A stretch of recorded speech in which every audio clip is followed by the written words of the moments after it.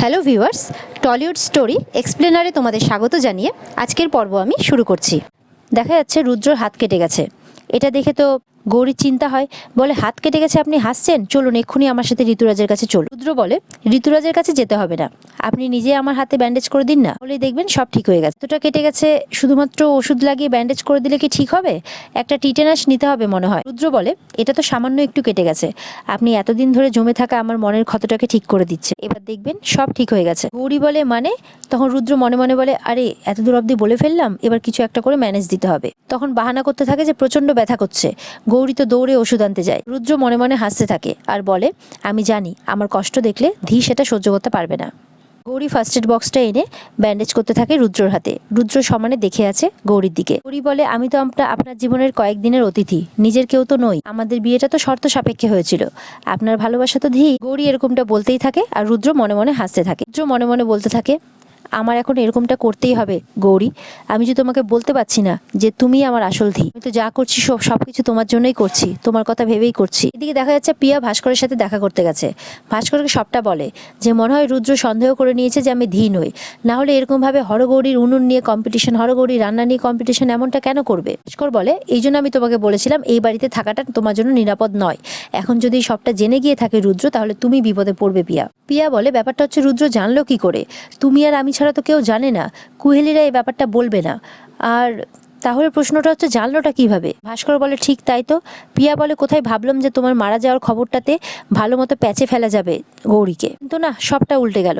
এইরকমই আলোচনা করতে থাকে প্রিয়া ভাস্করের সাথে, নতুন ছক কষতে থাকে গৌরীকে ফাঁসাবার। এদিকে দেখা যাচ্ছে ভাস্করের কথা বলা হয়ে গেছে। ভাস্কর যেই যাচ্ছে অমনি ওদিকে বিমলা কানে হেডফোন লাগিয়ে চুপচাপ হেঁটে চলে আসছে আর মনে মনে বলছে এই ট্যাঙ্কেই ভাস্কর কাকা মারা গেছিল, আমাকে এই ট্যাঙ্কের পুজো দিতেই হবে, এই বলতে বলতে চলে আসছে। তখনই ভাস্করের সাথে ধাক্কা লাগে আর পড়ে গিয়ে ইটে একটা মাথায় লাগে তার, সে অজ্ঞান হয়ে যায়। ভাস্কর বলে আমাদের কথা শুনে ফেলেনি তো বিমলা? বলে তুমি কিছু চিন্তা করো না, তুমি পালাও, আমি ওকে শেষ করছি। এরপরে আহত অবস্থায় বিমলাকে মেরে ফেলে পিয়া। ঠিক সেই সময় ওখানে গৌরীর গলা শুনতে পাওয়া যায়।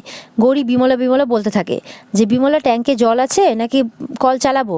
পিয়া লুকিয়ে পড়ে। গৌরী এদিক ওদিক খুঁজতে খুঁজতে যখন কোনো সাড়া না পায় তখন নিচে হঠাৎ করে দেখতে পায় বিমলা পড়ে আছে। তখন বিমলা বলে চিৎকার করে ওঠে গৌরী। এরপরে বিমলাকে ডাকতেই বিমলা চোখ খোলে। এদিকে রুদ্র ভাবতে থাকে শুধু আমার কাছে নয়, সবার কাছে এটা প্রমাণ করতেই হবে যে গৌরী আসল ধী, সবাইকে এটা বিশ্বাস করাতেই হবে, আর সবার আগে আমাকে ঠাম্মির কাছে এটা বিশ্বাস করাতে হবে। ঠাম্মি রুদ্রর কাছে আসে, বলে কি ভাবছিস? রুদ্র বলে আমার না একটা খটকা লাগছে, তোমারও কি খটকা লাগছে? রুদ্র বলে তোমার মনে আছে ঠাম্মি, এর আগের দিন ওর বাড়ির ব্যাপারে কিচ্ছু বলতে পারেনি সঠিকভাবে, আবার উনুনের কাজটাও ঠিকমতো করতে পারলো না। আবার ওদিকে গৌরী কিন্তু উনুনটা বানালো একেবারে হুবহু হরগৌরী পাইস্টলে যেমনটা ছিল। গৌরী ঠিক তেমনটাই করছে যেমনটা ধীর করা উচিত ছিল। আচ্ছা তুমি তো আরও ভালো করে বলতে পারবে যে সেই উনুনটা সেই হরগৌরী পাইস্টলের উনুনের মতো কিনা। আমিও মনে মনে ভাবতে থাকে যে সত্যিই তো উনুনটা তো একদম হরগৌরী পাইস্টলের উনুনের মতোই হয়েছে। রুদ্র বলতে থাকে তোমার ধী পরীক্ষায় পাশ করবে তো, প্রমাণ করতে পারবে তো যে সেই আসল ধী? ঠাম্মি বলে আসলে সবাই তো সব কাজ ভালো মতো করতে পারে না, আজকে হয়তো প্রমাণ করতে পারেনি, কালকে ঠিকই পারবে। ঠাম্মি বলে দেখিস তোর পরীক্ষায় আমার ধী ঠিক পাশ করবে। বলে ঠাম্মি ওখান থেকে চলে যায়। রুদ্র বলতে থাকে পরীক্ষায় তোমার ধী কি করে পাশ করবে ঠাম্মি? ও তো আসল ধী নয়, ধী তো হচ্ছে গৌরী। ওর যে সমস্ত স্মৃতিগুলো অন্ধকারে তলিয়ে গেছে সেগুলোকে আলোয় ফিরিয়ে আনতে হবে, রুদ্র বলে। এদিকে তো ঘরে গৌরী আর বিমলার খোঁজ পড়ে যায়। তখন ঠাম্মি বলে যে একটা ট্যাঙ্কে জল দেখতে দুজন লাগে, তাও আবার এতক্ষণ? রুদ্রর মা বলে আমি গিয়ে দেখছি। এদিকে দেখা যাচ্ছে গৌরী বিমলাকে নিয়ে এসছে। বিমলাকে দেখে তো সবাই অবাক হয়ে যায়, এ কি হয়েছে বিমলার? তখন গৌরী বলে বোধহয় পড়ে গিয়ে কপাল কেটে গেছে, আপনি তাড়াতাড়ি ঋতুরাজকে ডাকুন মা। রুদ্র আসে, এসে বলে কি হয়েছে বিমলার? তখন গৌরী বলে আমি জানি না, আমি ওকে খুঁজতে গিয়ে দেখি অজ্ঞান হয়ে পড়ে আছে, কপাল ফেটে রক্ত বেরোচ্ছে। এদিকে ধী আসে চুপ করে বাইরে থেকে আর মনে মনে ভাবে যাতে আবার কেউ বুঝতে না পারে যে আমি বাইরে ছিল। চুপ করে ঢুকে পড়ে ঘরের ভিতর। বলে বিমলা বাইরে কি করতে গেছিল? তখন মা বলে, রুদ্রের মা বলে যে আমি ট্যাঙ্কে জল আছে কিনা সেটা দেখতে পাঠিয়েছিলাম, ওর দেরি হচ্ছে দেখে আমি আবার গৌরীকে পাঠালাম। দেখা যাচ্ছে ঋতুরাজ বিমলাকে ওষুধ লাগিয়ে দিচ্ছে। বিমলার জ্ঞান ফিরতেই বিমলা ভাস্কর কাকার নাম নেয়। এটা শুনে তো সবাই অবাক হয়ে যায়। বিমলা বলে আমি দেখেছি ভাস্কর কাকাকে, আমি দেখেছি। আর সাথে তখন এদিকে পিয়া মনে মনে বলে সর্বনাশ করেছে, ও যদি আমার নামটা নিয়ে নেয় তাহলে তো সর্বনাশ হয়ে যাবে। গৌরী বলে তুমি কি ঠিক দেখেছো? তখন পিয়া চিৎকার করে ওঠে, বলে কি সব বলছিস সেসব গৌরী, আলবা তো ভুল দেখেছে, কাকাকে দেখবে কোথা থেকে, চিৎকার করে ওঠে ধীর। সবাই ধীরের দিকে তাকায়। যে মানুষটা মারা গেছে তাকে মৃত্যুর পরেও তোরা শান্তি দিবি না রে? ঠাম্মি বলে, আমার মনে হয় বিমলা তুই ভুল দেখেছিস, ওখানেই তো ভাস্কর মারা গেছিল, তাই মনে হয় তুই ভয় পেয়েছিস, ভয় পেয়ে তুই ভেবেছিস হয়তো ভাস্কর ছিল। তখন পিয়া বলে, একদম ঠিক বলেছো তুমি ঠাম্মি, বিমলা ভয়ের চোটে এসব বলছে। কিন্তু গৌরী বলছে, না তুমি ঠিক দেখেছো। বিমলা বলে, কিন্তু ঋতুরাজ তখন বলে, বিমলা রিল্যাক্স, তুমি এটা নিয়ে আর কোনো চিন্তা করো না। পিয়া বলে, ওকে তাড়াতাড়ি ঘরে নিয়ে গিয়ে শুয়ে দাও না প্লিজ। বিমলা বলে, আমি আর এখানে কাজ করব না, আমি বাড়ি চলে যাব। রুদ্রের মা বলে, আচ্ছা ঠিক আছে, ওগুলো তুই পরে ভাববি, এখন একটু ঘরে চল, ঘরে গিয়ে ঘুমো। বিমলা বলতেই থাকে, আমি আর এখানে থাকবো না, আমি বাড়ি চলে যাব।